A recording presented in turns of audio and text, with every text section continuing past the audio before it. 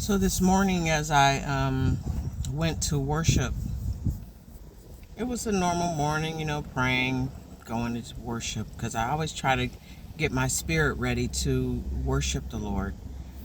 And so as I get into worship service, it was just, the Lord was just really telling me to be grateful and to, hey, glory, to be grateful and to thank Him. And so I got into this place of giving Him thanks and expressing my gratitude because He's so great. And that's what I kept hearing in my spirit. Lord, you're so great.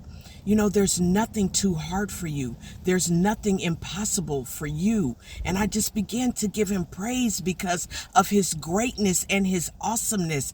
And I found myself at the altar, overwhelmed by the Spirit of God, overwhelmed by His presence, overwhelmed by His love, because I just couldn't stop saying how great He is, how great. And so we need a revelation on His greatness, on His awesomeness, on His splendor, His majesty. The Lord is the great King.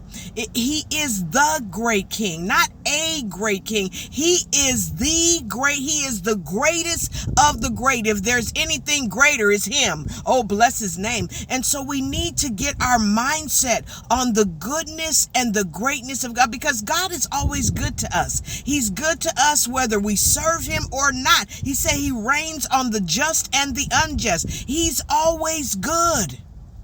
And so our response to His goodness and to His greatness is gratitude. It's thanksgiving. It's praise. A heartfelt praise. Not this, I'ma sit down and be cool and be a spectator praise, but some praise that costs me something. Some praise that might look undignified like it did David. David looked undignified to his wife.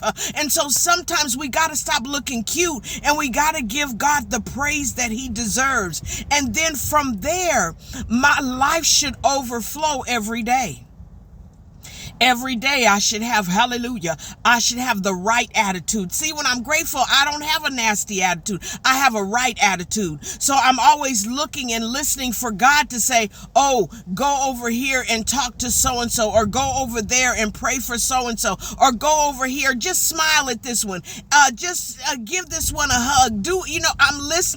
I'm listening for Him because I'm overflowing with gratitude, because He's so good. So I pray this week that you will experience His goodness that will overflow you, that will overflow upon you, and that you will be able to recognize the greatness of our great King, and that overflow on your life would affect other people who will acknowledge Him and give Him the praise that He deserves, because He is the great God.